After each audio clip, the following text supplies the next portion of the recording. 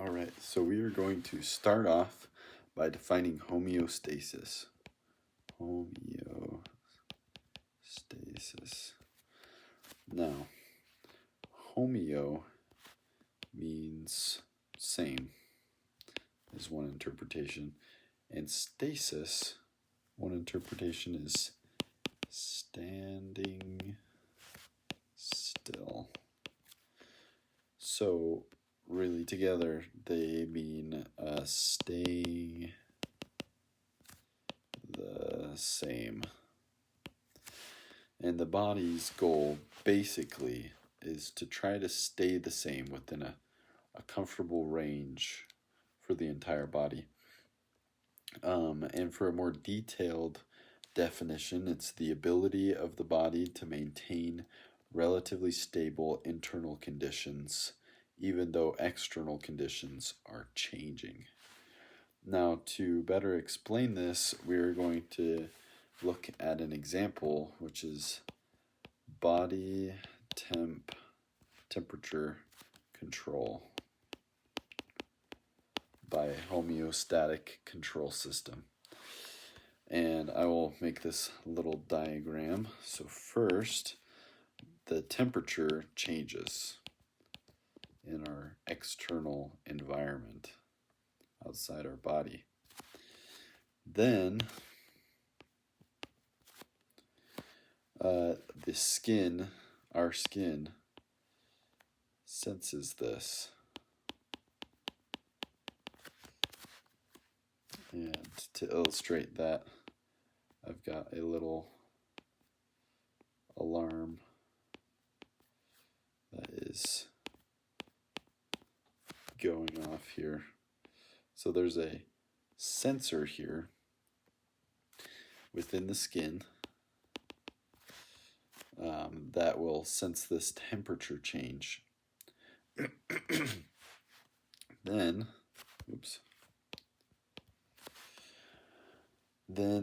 the signal travels through afferent neurons to the hypothalamus. So here's our afferent neuron, and it's traveling to our hypothalamus within the brain. There's our brain right there. Then in step 4, the hypothalamus assesses where temp is compared to the set point, which for our bodies, the ideal spot to be at is 98.6 degrees Fahrenheit. So our brain, there we go, will have this little calculation that we will illustrate on a graph. So if this is temperature, and this is our set point at 98.6 degrees Fahrenheit, our body will, through feedback systems, which I will define later, bring this up and down to try to keep it within a normal range. There we go. In the normal range, we'd say it was like about there. So it's bringing it up and down to try to keep it at that spot.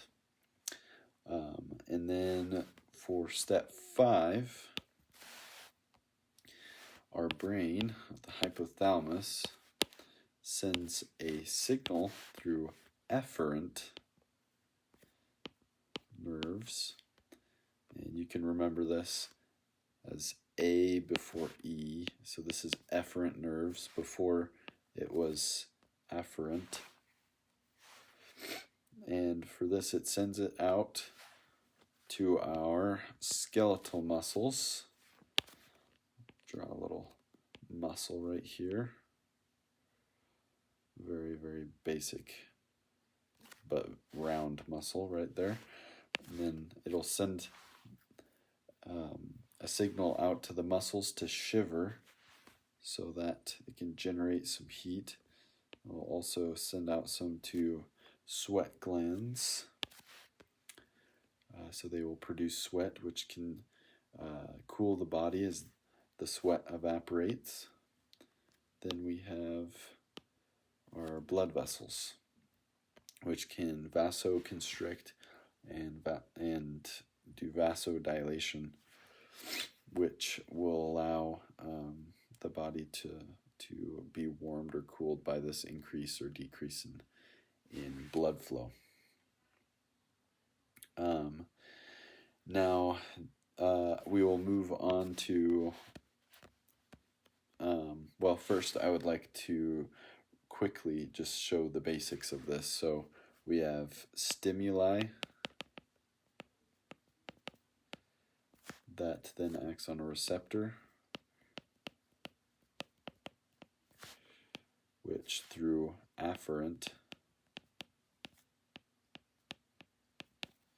pathway, which can be through nerves or through the bloodstream, that information is conveyed to the control center, which is most often the brain, but it could be a ganglia or another organ, and then off it goes through the efferent pathway.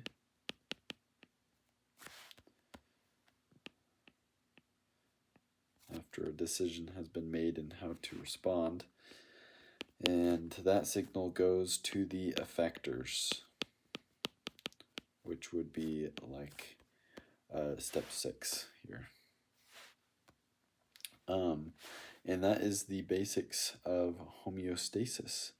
Now, how this is done right here in this graph is through feedback systems, which usually include negative feedback,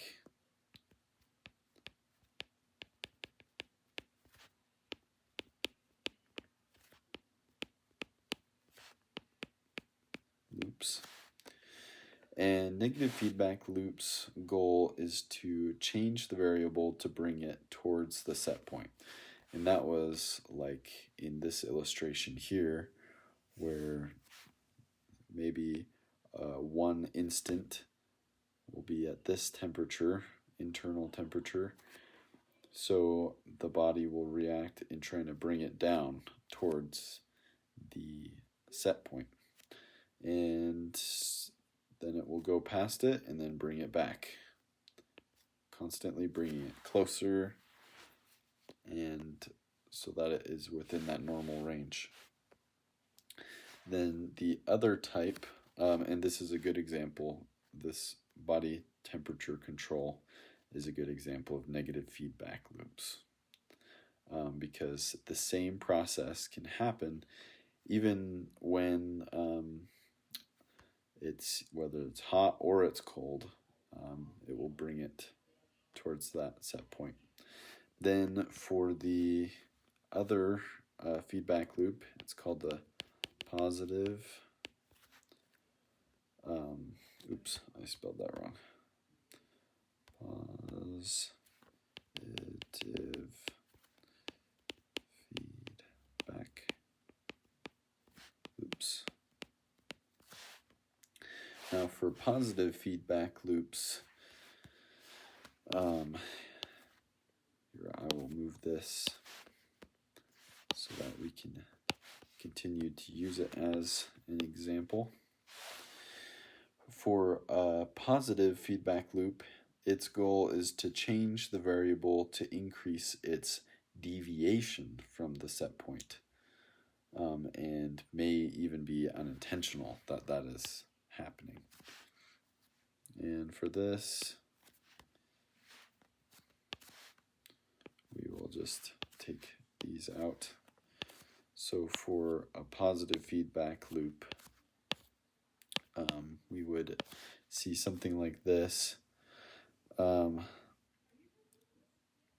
this is normal, but then for a positive feedback loop, we'd get to this point, this instant,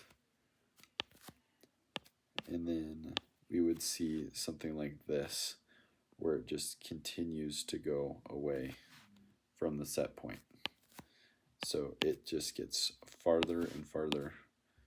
And then you can see if we check in at this instant, it has continued to move away from the set point into, now this is a critical range where someone's life would be in peril. And this is, in this example with a positive feedback loop with temperature, internal temperature, it could be lethal. So maybe part of the negative feedback loop has failed, and now the body isn't making effective steps in, or it's overwhelmed. It becomes too hot, maybe the external temperature becomes too hot, and the body can't control this spiral in going more and more extreme. But there are also good examples of good ways that positive feedback loops impact the body, like in labor, Pitocin and oxytocin continue to reinforce the process of contractions until the baby is born.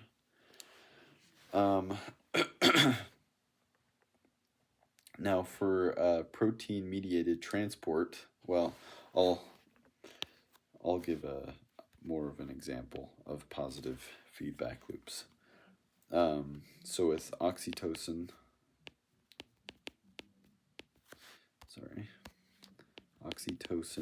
or Pitocin, which is just the artificial version of it, when they are released within a woman, it leads to stronger contractions,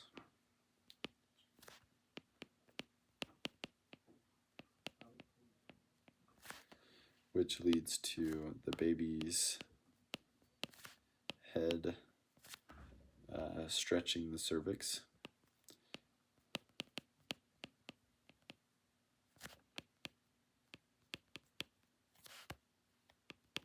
And then that leads to the cervix and uterus stretch receptors pick that up. Receptors. They signal to the brain to release more oxytocin and Pitocin. So it goes like this. This is the whole loop here. And then this continues and continues until birth. And then this will shut down and well, really, this will stop. The baby's head will stop stretching the cervix, and it will end. But until then, it just keeps on going up and up and up with the amount of contractions. So it is a positive feedback loop. All right, now on to protein-mediated transport, or in other words, facilitated diffusion. It is a little different than simple diffusion, because simple diffusion only relies on diffusion through the membrane of small particles and non-charged particles that can fit through, like CO2. And they can enter and leave the cell without need of any help, while facilitated diffusion, particles need help in order to pass through the membrane into or out of it.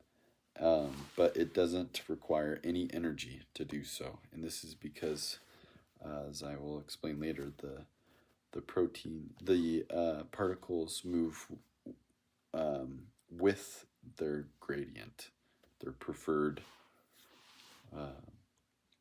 direction of going from high concentration to low concentration. The first way that these particles are facilitated through the membrane is through channel proteins, which they're specific, so they only allow certain particles to pass through. Those particles will move with the gradient. And just to illustrate that, here's a membrane. If this is a high concentration and this is a low concentration, these will want to move that way, but if they are charged or a little too big, they can't make it through on their own. And so they need a protein here that can, like a channel protein, that can just be a way for them to enter and go that direction, so they can diffuse and spread out within the fluids. Now, they can become saturated when there's enough of a high concentration. It can't all move across at once, and it will eventually, the rate will hit a max for that. Then with the other type of facilitated diffusion, we have carrier proteins, which are also specific to certain particles. They also move with the gradient, which is energetically favorable, so it doesn't require ATP, and they can also become saturated. And the difference with carrier proteins is it doesn't quite work like a channel. Instead, it has receptors that bind to the particle, and then this binding releases or causes a conformational shift to push that protein through the membrane. Sorry, not protein. Push the particle through the membrane. And then the next type of transport of particles that I would like to talk about is called primary active transport.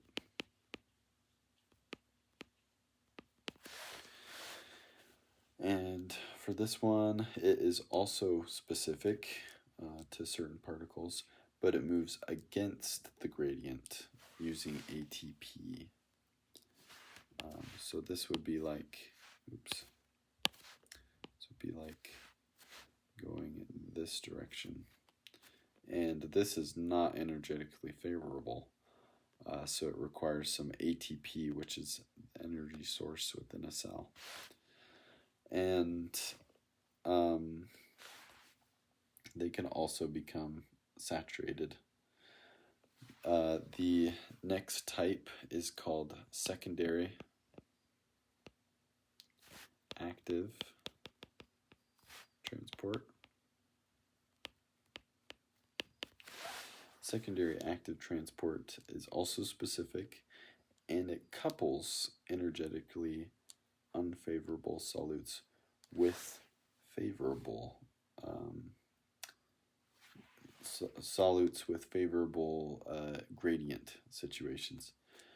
So this would be like,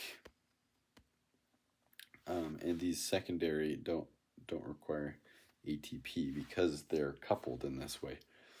So that would be like having these red dots. Here, I will just draw these separately so they're a little easier to see. So that'd be like having 4 on this side while only having 1 on this side, by having 4 green ones and 1 on this side. Now, let's see, here we go. Now, if we want to get this red particle across this direction, we need to couple it with something energetically favorable, preferably something very energetically favorable, like having a whole lot of green. And so we can couple those together to bring a green and a red through. And while it is going against the gradient for the red, it is going against a very high gradient for green. And it's secondary because over here we'll have another pump that is using ATP to pump green out. And so it is just relying upon ATP to do that for primary. And then next we have osmosis. Osmosis, very simply, is just the movement of water. It is like diffusion, but in the context of water. And then osmolarity is similar to molarity. Here, I will write that really quick.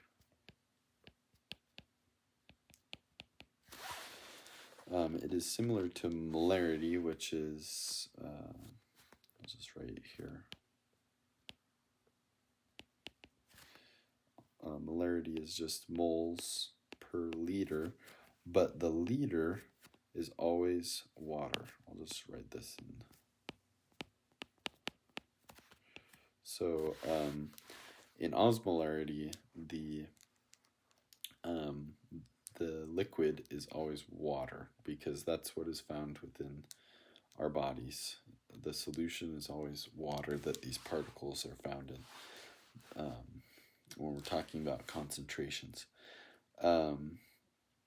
And the reason why we also make this stipulation is because certain molecules dissociate uniquely within water, like NaCl. So it just helps in that to have that context when we study physiology. It also functions as a way to compare two separate solutions. And this is through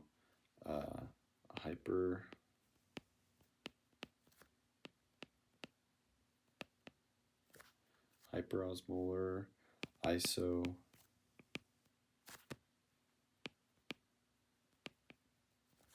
and hypo.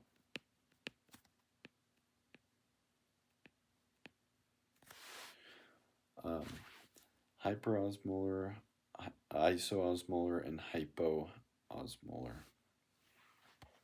And we can use this to compare two different solutions to each other, like this. If we have two solutions, and we have one red dot here and 6 red dots here, this is hyperosmolar. This is hypoosmolar because it has less. But if we add the same number of dots, then they're isoosmolar to each other because they both have the same concentration. Now when it comes to tonicity,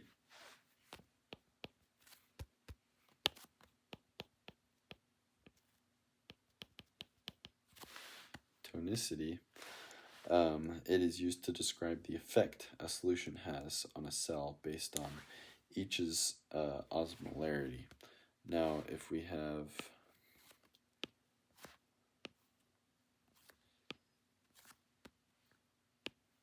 each's concentration. Now, if we have a cell that only has one dot and we have this high concentration of dots here, the water will want to move out so that the concentrations will match. So this will lead to the cell shrinking. It will become really shriveled like this. While if the opposite is true, and the concentration is very high within the cell, but low outside of it, then water will move within the cell, and it will just get very large like this until it bursts. Which is hypoosmolar when that happens, while it is hyperosmolar when the cell shrinks. But if we have the same concentration within the cell, like this, then they will be it's hypertonic. I misspoke. Hypertonic is when the cell shrinks, and hypotonic is when the cell will explode. And isotonic is what I'm describing now, is when both have the same concentrations and there will be no movement of water, and the cell will neither shrink nor expand. And that is it for this essay question.